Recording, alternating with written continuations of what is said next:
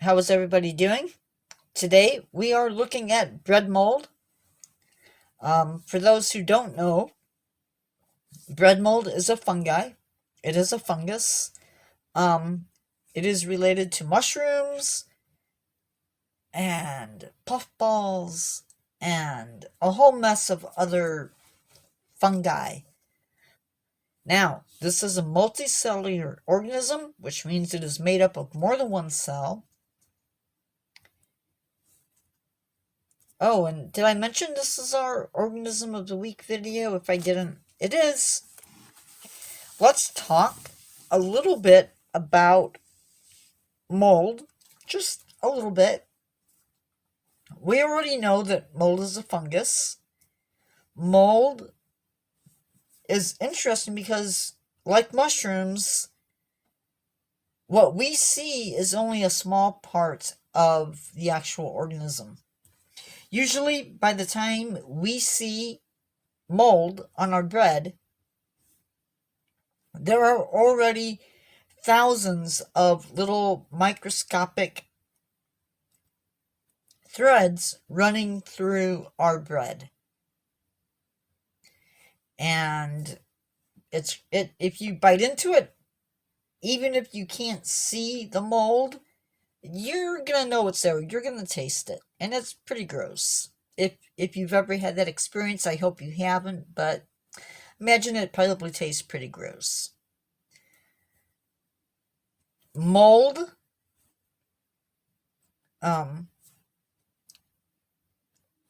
is interesting because, like mushrooms, it reproduces via spores. And so, what you're actually looking at when you see that green fuzziness on an orange, or you see it on bread, that is the reproductive,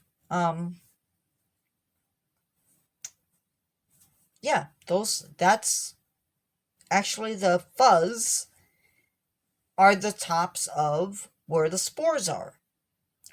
So the vegetative body, whatever. My brain is gone and I can't think of the term. But anyway, you get the idea. That's where the stalks are that hold the spores.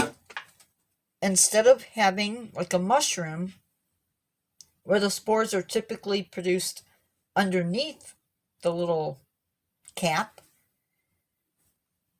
these are actually above the item that it's growing on.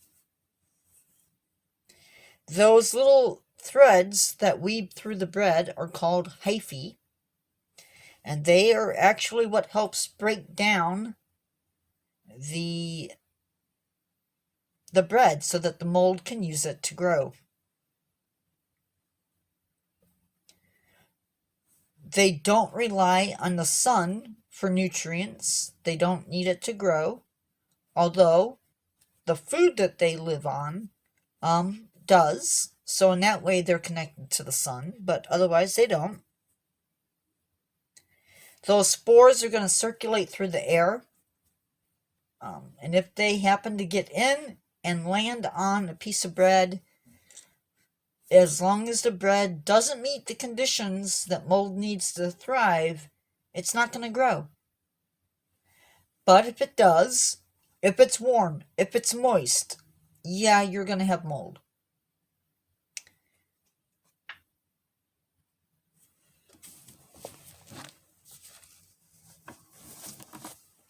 There are several species of bread mold, the most famous of which is a mold called penicillium. Penicillium is what was used to actually produce penicillin, which, as you know, or you may not know, is an antibiotic. Mold can be dangerous. Bread mold can actually be dangerous. We know that black mold potentially in a bathroom or in other parts of the house is not good for you. Well, bread mold can be just as bad. Bread mold produces mycotoxins, which can be dangerous. These toxins can cause allergies, asthma, memory loss, depression, and anxiety. And with that said, mold can also be beneficial.